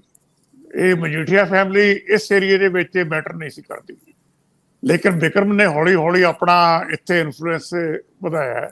लेकिन ये फैमिली की टसल भी ते सियासी टसल भी दोवें पासों गल इंटरस्टिंग है। बिक्रम मजीठिया कदे भी स्टेट की सियासत चों बाहर होना नहीं चाहणगे। जे कल नूं वो MP बन भी जाते हैं तो मैनूं लगदा कि अगली असैंबली इलैक्शन फिर भी लड़नगे, तो चॉइस उन्हां दी होएगी कि उन्होंने दिल्ली च रहना है या चंडीगढ़ च रहना है। पंजाब के जिहड़े पॉलिटिशियन नॉर्मली हैगे है, इन्होंने दिल्ली रास नहीं आती, तो स्टेट च ही रहना पसंद करते होंगे है। लेकिन जी चॉइस हैगी है एक सुखबीर जी की टोटल असरशन लीडरशिप की, हुण मुड़ के एस्टैबलिश करता उन्होंने कि वो हुण पार्टी दे उन्होंने कोई हिला नहीं सकता, तो उन्होंने लीडरशिप है जी वो अनकुएश्चनेबल है। जड़ियाँ वार वार पिछे अपनिया विमेन अकाली दल दे तक ये रौले पैंदे रहे सीगे कि लीडरशिप चेंज होनी चाहिए है। ਝੂਦਾ कमेटी ने भी कहा सी पार्टी की लीडरशिप चेंज होनी चाहिए है। उस कॉन्टैक्स दे विच ये एक बहुत बड़ी मूव अपने आप दे विच सुखबीर सिंह बादल ने अपनी लीडरशिप मुड़ के असर्ट करती। ये नंबर 1 सिग्नल है। दूसरा, माझे दे विच बिक्रम मजीठिया लेके आना और वो भी लोक सभा वास्ते कैरो फैमिली वास्ते सीधा ही सिग्नल देता है। ਜਿਹੜੇ पावर सेंटर है उतों खत्म करता। उस सीट तो सुखबीर जी की भैन परनीत ਜਿਹੜੇ आदेश ਨੂੰ ਵਿਆਹੇ ਹੋਏ ਉਹ ਐਸਪੀਰੈਂਟ ਲਗਾਤਾਰ ਸੀ। ਕਿਸੇ ਵੇਲੇ ਪਿਛਲੀ ਵਾਰੀ ਬੀਬੀ ਜਗੀਰ ਕੌਰ ਨੇ ਇਥੋਂ ਇਹਨੂੰ ਖੜਾ ਕੀਤਾ ਗਿਆ ਸੀਗਾ, ਤੇ ਬਿਕਰਮ ਮਜੀਠੀਆ ਨੇ ਜਿਹੜਾ ਉਹਨਾਂ ਦਾ ਸਾਰਾ ਗਰੁੱਪ ਹੈ ਉਹਨਾਂ ਨੇ ਬੀਬੀ ਜੀ ਨੂੰ ਅਪੋਜ਼ ਕੀਤਾ ਸੀ। ਸੋ ਇਸੇ ਕਰਕੇ ਬੀਬੀ ਜਗੀਰ ਕੌਰ ਅਲਟੀਮੇਟਲੀ ਪਾਰਟੀ ਛੱਡ ਕੇ ਪਾਸੇ ਹੋ ਗਏ ਸੀ। ਸੋ ਇਹ खासा इंटरस्टिंग है। लेकिन जी पहली गल मैं कही थी, पार्टी सुखबीर सिंह बादल ने अपनी लीडरशिप रीअसर्ट करती, वड्डा सिग्नल है। दूजा, उन्होंने लीड ले ली लोक सभा कैंडिडेट वर्चुअली अनाउंस करने दी।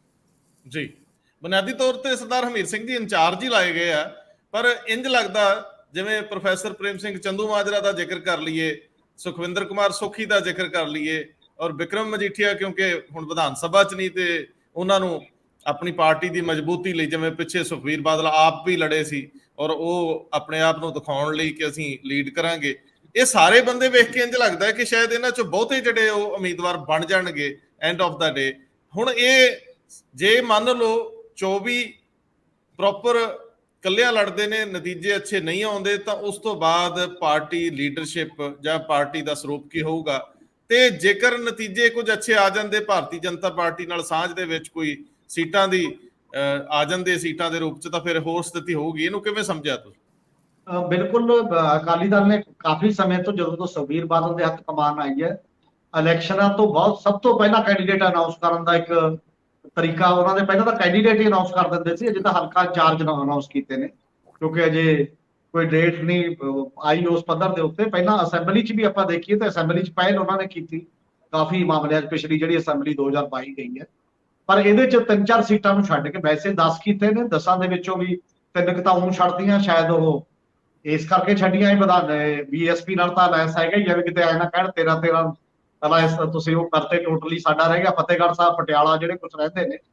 ਤੇ ਇਹਦੇ ਚੋਂ ਵੀ 3 ਸੀਟਾਂ ਹੋਰ ਛੱਡ ਦਿਓ, ਗੁਰਦਾਸਪੁਰ ਛੱਡ ਦਿਓ, ਫਰੀਦਕੋਟ ਛੱਡ ਦਿਓ ਤੇ ਲੁਧਿਆਣਾ ਛੱਡ ਦਿਓ। ਮੇਰਾ ਖਿਆਲ ਹੈ ਇਹ ਕੈਂਡੀਡੇਟ ਨਹੀਂ ਹੈ, ਕਿਉਂਕਿ ਮਲੂਕਾ ਵੀ ਰਿਜ਼ਰਵ ਨਹੀਂ ਹੈ ਤੇ ਉਧਰ ਗੁਰਦਾਸਪੁਰ ਸੀਟ ਰਿਜ਼ਰਵ ਨਹੀਂ ਹੈ, ਤੇ ਉੱਥੇ ਕੋਈ ਬੰਦਾ ਹੋਰ ਆਉਣਾ ਤੇ ਫਰੀਦਕੋਟ ਬੰਦਾ ਰਿਜ਼ਰਵ ਆਉਣਾ ਕੋਈ ਹੋਰ, ਤੇ ਲੁਧਿਆਣੇ ਵੀ ਮੈਨੂੰ ਲੱਗਦਾ ਸੀਟ ਤੇ ਜਿਹੜੇ ਡਬਲ ਰੂਰਲ ਤੇ ਉਹ ਕਰਕੇ ਇੱਕ ਸੈਟਅਪ ਉਸ ਲੈਵਲ ਦਾ ਕੀਤਾ, ਇਹ ਜੀ ਕੋਈ ਸੀਟ ਨਹੀਂ ਹੈ।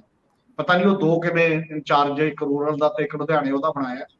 ਲੁਧਿਆਣਾ ਇੱਕੋ ਹੀ ਪਾਰਲੀਮੈਂਟਰੀ ਸੀਟ ਹੈ ਉਸ ਪੱਧਰ ਦੇ ਉੱਤੇ ਤੋਂ, ਤੇ ਇਸੇ ਕਰਕੇ ਕੁਝ ਚੀਜ਼ਾਂ 'ਚ ਕਨਫਿਊਜ਼ਨ ਉਸ ਲੈਵਲ ਦਾ ਦਿਖਾਈ ਦਿੰਦਾ। ਪਰ ਹਾਂ, ਕਿਉਂਕਿ ਬਾਕੀ ਨੇ ਤਾਂ ਲੜੀ ਹੋ ਹੈ ਬਹੁਤੀਆਂ ਸੀਟਾਂ, ਹਰਸਿਮਰਤ ਨੇ ਲੜੀ ਹੈ, ਚੰਦੂ ਮਾਜਰਾ ਨੇ ਲੜੀ ਹੈ ਉੱਥੇ। ਬਿਲਕੁਲ ਫਿਰੋਜ਼ਪੁਰ ਦੇ ਵਿੱਚ ਸੇਖੋਂ ਨੇ ਪਹਿਲਾਂ ਵੀ ਦਾਅਵੇਦਾਰ ਸੀ, ਮਤਲਬ ਉਹ ਸੁਖਬੀਰ ਨੇ ਉਦੋਂ ਲੈ ਲਈ ਕਿ ਆਪਾਂ ਲੜ ਰਹੇ ਹਾਂ, ਠੀਕ ਹੈ ਜੀ, ਉਸ ਕਰਕੇ ਛੱਡੀ ਗਈ। ਜਰਮੇਜਾ ਸਿੰਘ ਸੇਖੋਂ ਜਦੋਂ ਫਿਰੋਜ਼ਪੁਰ ਦੇ ਵਿੱਚ ਉਸ ਲੈਵਲ ਦੇ ਉੱਤੇ ਸੀ, ਤੇ ਇਹ ਠੀਕ ਹੈ ਕਿ ਖਡੂਰ ਸਾਹਿਬ ਦੀ ਇੰਪੋਰਟੈਂਟ ਇੱਕ ਇਲੈਕਸ਼ਨ ਹੈ। ਇਦੋਂ ਪਹਿਲਾਂ ਵੀ ਉਹ ਪਰਿਵਾਰ ਜਦੋਂ ਰੌਲਾ ਚੱਲਿਆ ਇਹ, ਜਦੋਂ ਪਾਰਲੀਮੈਂਟ ਸੀਟ ਪਹਿਲਾਂ ਦੇਣੀ ਸੀ, ਬੀਬੀ ਜਗੀਰ ਕੌਰ ਨੂੰ ਵੀ ਖੜਾ ਕੀਤਾ, ਉਦੋਂ ਚਰਚਾਵਾਂ ਵੀ ਚੱਲੀਆਂ ਸੀ ਕਿ ਕੈਰੋ ਫੈਮਿਲੀ ਸ਼ਾਇਦ ਕਾਂਗਰਸ 'ਚ ਵੀ ਸ਼ਿਫਟ ਕਰ ਸਕਦੀ ਹੈ। ਕਾਫੀ ਚਰਚਾ ਚੱਲ ਰਹੀ ਸੀ ਇਹੋ ਜਿਹੇ ਮਾਮਲੇ ਦੇ ਵਿੱਚ ਕਿ ਉਹ ਨਾਰਾਜ਼ ਨੇ, ਆਦੇਸ਼ ਪ੍ਰਤਾਪ ਪਾਉਣੀ ਜੇ ਉਹ। ਹੁਣ ਨਹੀਂ ਪਤਾ ਸਥਿਤੀ ਕੀ ਹੈ, ਅਕਾਲੀ ਦਲ ਦੇ ਵਿੱਚ ਕੀ ਰਹੂਗੀ, ਪਰ ਉਹ ਆਪਣੇ ਆਪ ਨੂੰ ਪ੍ਰਕਾਸ਼ ਸਿੰਘ ਬਾਦਲ ਦੀ ਕਮਾਂਡ ਜਾਣ ਤੋਂ ਬਾਅਦ ਆਈਸੋਲੇਟਡ ਫੀਲ ਹੀ ਕਰ ਰਹੇ ਨੇ ਮੇਰੇ ਖਿਆਲ।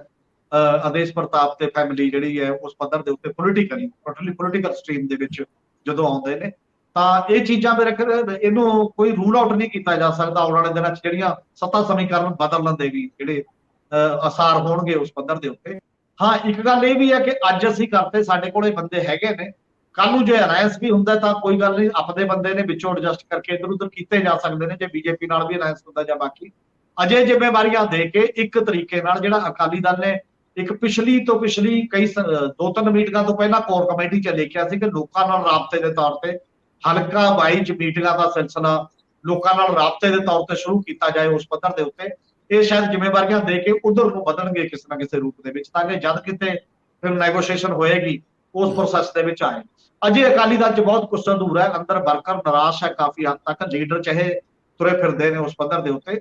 ਵੂਮੈਨ ਵਿੰਗ ਜਿਹੜਾ ਅਜੇ ਉਵੇਂ ਹੀ ਪਿਆ, 1 ਹਫ਼ਤੇ ਦੇ ਵਿੱਚ ਕਿਹਾ ਸੀ ਅਸੀਂ ਸਾਰਾ ਕੁਝ ਕਰਾਂਗੇ, ਤੇ ਅਜੇ ਤੱਕ ਉਹ ਛੇੜਿਆ ਹੀ ਨਹੀਂ, ਮੁੜ ਕੇ ਮਤਲਬ 1.25 ਮਹੀਨਾ ਹੋਣ ਨੂੰ ਹੈ, ਤੇ ਹਫ਼ਤੇ ਦੇ ਵਿੱਚ ਕਹਿੰਦੇ ਸੀ ਅਸੀਂ ਕੁਛ ਨਾ ਕੁਛ ਉਸ ਲੈਵਲ ਦੇ ਉੱਤੇ ਕਰਾਂਗੇ।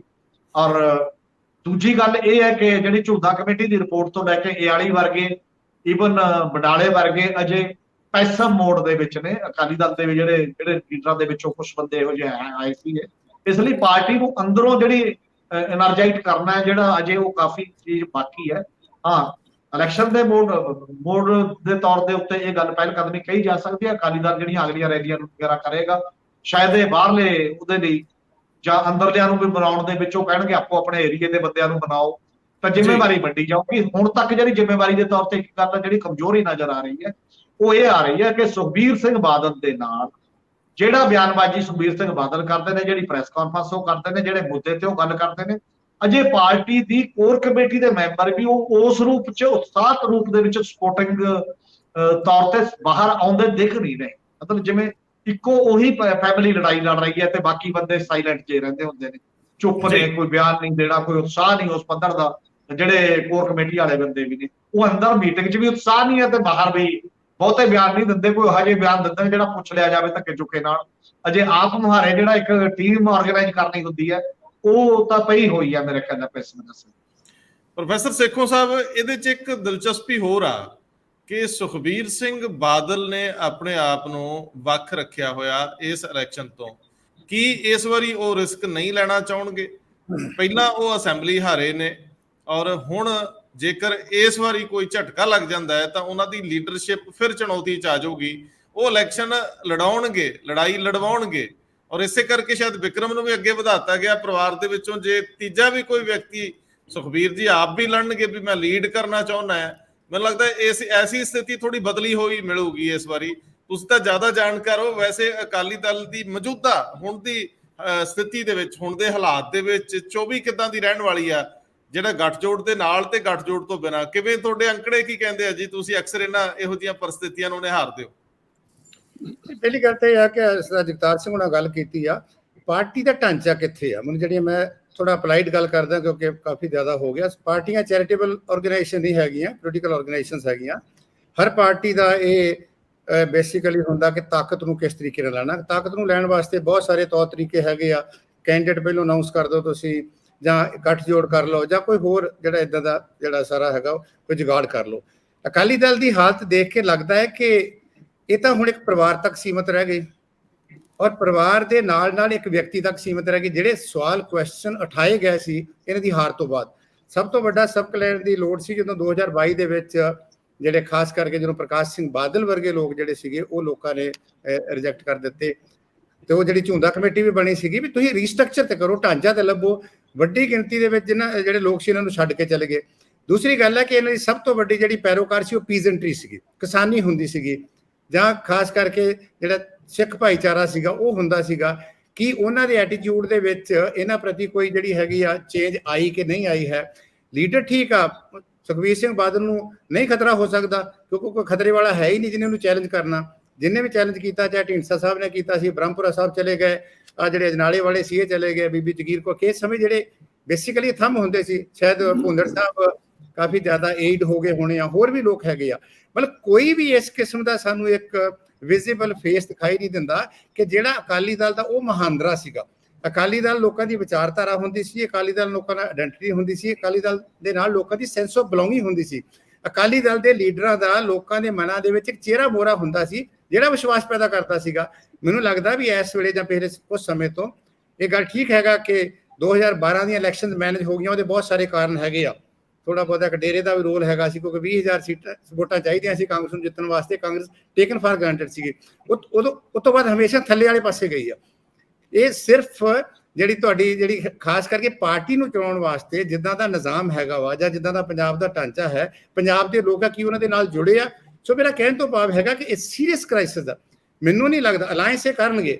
ਬੀਜੇਪੀ ਵੀ ਨਾਪ ਤੋਲ ਰਹੀ ਆ, ਬੀਜੇਪੀ ਸਪੇਸ ਵਧਾਉਣਾ ਚਾਹੁੰਦੀ ਆ ਕਿਉਂਕਿ 3 ਸੀਟਾਂ ਤੇ ਉਹ ਜਿਹੜੀਆਂ 17 ਸੀ ਮੇਰੇ ਖਿਆਲ 23 ਸੀਟਾਂ ਸੀ ਉਹ ਤੋਂ ਅੱਗੇ ਜਾਣਾ ਚਾਹੁੰਦੀ ਆ। ਇਹ ਉਹ ਉਡੀਕ ਰਹੇ ਆ, ਪਰ ਇਹਨਾਂ ਦੇ ਬਹੁਤ ਸਾਰੇ ਬੰਦੇ ਬੀਜੇਪੀ ਚਲੇ ਗਏ ਆ। ਉਹ ਸਾਰੀਆਂ ਇਹਨਾਂ ਦੀਆਂ ਜਿਹੜੀਆਂ ਖਾਸ ਕਰਕੇ ਕਮਜ਼ੋਰੀਆਂ ਸੀ ਉਹ ਸਾਰੀਆਂ ਉਹਨੂੰ ਦੱਸਤੀਆਂ।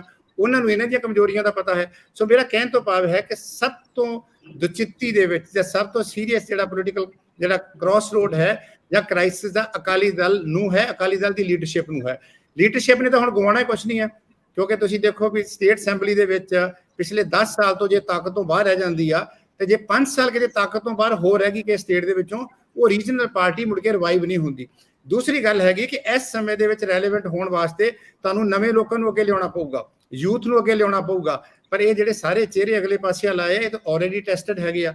ਜਿੱਦਾਂ ਸਰਦਾਰ ਹਰਮੀਤ ਸਿੰਘ ਨੇ ਗੱਲ ਕੀਤੀ ਵੀ ਜਿਹੜਾ ਇੱਕ ਚਿਹਰਾ ਸੀ ਖਾਸ ਕਰਕੇ ਲੁਧਿਆਣੇ ਦੇ ਉੱਤੋਂ ਇਹਨਾਂ ਦਾ ਜਿਹੜਾ ਸੀਗਾ ਜਾਂ ਉਹ 'ਚ ਸਾਰੇ ਮੈਨੂੰ ਪੁੱਛਿਆ ਜਾਵੇ ਉਹ 'ਚ ਸਾਰੇ ਉਹ ਕੌਣ ਹੈਗੇ ਆ। ਉਹ ਮਾਲਵੇ ਨੂੰ ਬਿਲੋਂਗ ਕਰਦਾ ਵਾ, ਉਹ ਜ਼ਿਮੀਂਦਾਰ ਵੀ ਹੈਗਾ ਵਾ, ਉਹ ਲੰਮਾ ਚੌੜਾ ਵੀ ਹੈ, ਮਤਲਬ ਜਵਾਨ ਵੀ ਹੈਗਾ ਵਾ, ਉਹ ਬਹੁਤ ਸਾਰੀ ਜ਼ਮੀਨ ਜਾਇਦਾਦ ਦਾ ਮਾਲਕ ਵੀ ਹੈਗਾ।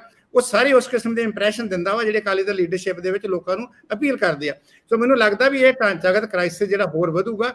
ਇਲੈਕਸ਼ਨ ਠੀਕ ਆ, ਇੱਕ ਏਜੰਡਾ ਹੋ ਸਕਦਾ, ਤੁਸੀਂ ਬਾਰਗੇਨਿੰਗ ਕਰ ਲਓ, ਪਰ ਮੈਨੂੰ ਨਹੀਂ ਲੱਗਦਾ ਕਿ ਅਜੇ ਲੋਕੀ ਅਕਾਲੀ ਦਲ ਨੂੰ ਜਿਹੜਾ ਹੈਗਾ ਵਾ ਜਾਂ ਨਾ ਇਹਨਾਂ ਵੱਲੋਂ ਬਹੁਤੀ ਕੋਸ਼ਿਸ਼ ਕੀਤੀ ਗਈ ਆ।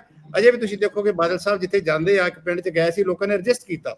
ਇਹਨਾਂ ਦੇ ਬੰਦੇ ਜਿਹੜੇ ਇਹਨਾਂ ਦੇ ਨਾਲ ਖੜੇ ਹੁੰਦੇ ਸੀਗੇ ਕਿਸੇ ਸਮੇਂ ਦੇ ਵਿੱਚ ਆਪਣੇ ਆਪ ਨੂੰ ਅਕਾਲੀ ਕਹਾਉਣਾ ਜਾਂ ਅਕਾਲੀ ਬਣਨਾ ਲੋਕਾਂ ਲਈ ਬਹੁਤ ਰਿਸਪੈਕਟ ਵਾਲਾ ਕਾਰ ਹੁੰਦਾ ਸੀਗਾ। ਪਰ ਇਹਨਾਂ ਦੇ 10-5 ਸਾਲ ਦੇ ਵਿੱਚ ਜਿਸ ਕਿਸਮ ਦੇ ਲੋਕ ਇਹਨਾਂ ਦੇ ਨਾਲ ਜੁੜੇ ਆ ਉਹਨਾਂ ਨੇ ਸਾਰਾ ਉਹ ਇਮੇਜ ਜਿਹੜਾ ਸੀਗਾ ਉਹ ਮੇਰੇ ਖਿਆਲ ਸਾਰਾ ਤਹਿਸ-ਨਹਿਸ ਕੀਤਾ।